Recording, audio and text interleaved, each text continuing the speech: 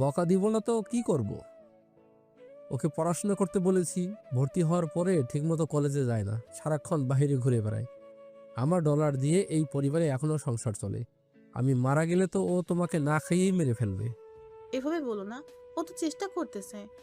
এটাকে চেষ্টা বলে না। ওর মতো ছেলে রোজগার করে তার বাবা মাকে দেখাশোনা করে, সংসারের হাল ধরে, কিন্তু এখনো কিছুই করতে পারছে না। বাবা, আমি যাই করি না কেন, একটা সময় তোমরা আমার জন্য দেখবে, সব সুখ দেখতে পারবে। ততদিনে আমরা জীবিত থাকতে পারবো তো? আমাকে কিছুদিন সময় দাও, তারপর আমি দেখো কি করি। ঠিক আছে, দেখছি। এদিকে রফিক চৌধুরী আকাশের ব্যাপারে খোঁজ নিতে থাকে। কয়েকটা দিন পরে উনি আকাশকে ওনার এজেন্সিতে আসার জন্য বলে। এতে আকাশ তো অনেক খুশি হয়, সেজন্য চলে আসে ওখানে। ওয়েলকাম। আসতে কোনো অসুবিধা হয়নি। এখানে ঢুকতে কার্ড লাগে, সে কার্ড তো ছিল না, সেজন্য সময় তো লাগবেই। তাহলে তুমি ঢুকলে কি করে? একজন হ্যাকার হয়ে যদি সামান্য এই কাজটুকু করতে না পারি, তাহলে আর এখানে কেন আসলাম? তাহলে তুমি কাজে লেগে পড়ো এখন। ঠিক আছে। এদিকে আকাশ ওর মতো করে কাজ করতে থাকে। এইদিকে আকাশ কাজে ঢোকার 3 দিন পরে হঠাৎ করে রফিক চৌধুরী রাতে এজেন্সিতে আসে ওনাকে দেখে। কি ব্যাপার স্যার, আপনি এখানে কেন? আমাদের এইখানে সাইবার হামলা হবে। তাহলে তো আমাদের সবকিছু বন্ধ করে রাখা উচিত এখন। আমরা যদি বন্ধ করে রাখি তাহলে ওরা ব্যাংক আর অন্যান্য জায়গায় হামলা করবে। কিন্তু ওরা কতজন মিলে হামলা করবে? আমরা কি পারবো ওদের সাথে? আমরা পারবো, কিন্তু আমি শুনেছি 5 থেকে 6টা দেশের হ্যাকাররা মিলে এই হামলা করবে। কিন্তু স্যার, এতগুলো লোক মিলে তো আমাদের সহজে হারাতে পারবে। 5-6 দেশ মিলে হামলা করলে তো প্রায় এখানে 250-300 জন লোক একসাথে আমাদের উপরে হামলা করবে, আর আমরা মাত্র 30 জন এখানে। আচ্ছা, তোমাদের দেখতেছি, কিন্তু আকাশ কোথায়? ওকে তো দেখছি না। ওর তো দিনের বেলায় ডিউটি। ও থাকলে একটু ভালো হতো। আচ্ছা, আমরা আগে দেখি কতটুকু ওদের মোকাবেলা করতে পারি। ঠিক আছে স্যার, তাই হবে।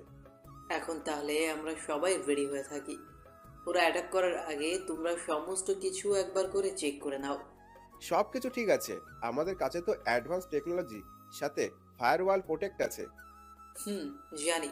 এখন দেখো কতটুকু কি করতে পারি আমরা। কিন্তু স্যার, ওরা এই অ্যাটাক কেন করতে চাইছে? কি চায় ওরা? ওরা চাচ্ছে আমাদের ওপরে হামলা করবে, সাথে আমাদের ব্যাংকগুলোর ডলার ওরা লুটে পুটে নিবে। কিন্তু স্যার, সেটা কিভাবে? ওরা 4 থেকে 5টা টিম আমাদের অ্যাটাক করবে, আমাদের ব্যস্ত রাখবে। অন্য 2টা টিম ব্যাংক হামলা করবে। এতে আমরা যদি ব্যাংক সামলাতে যাই তাহলে এই দিকে অ্যাটাক করবে। এক কথায় আমাদের দুই দিকেই সমান থাকতে হবে। এদিকে এনারা তো কাজ করতে থাকে, অন্যদিকে আকাশ কি করে তা জেনে আসি। এত রাতে তুই ঘুমাসনি? সারাদিন তো শুধু ঘুরে বেড়াস, একটু সংসারের বাজার তো করতে পারিস।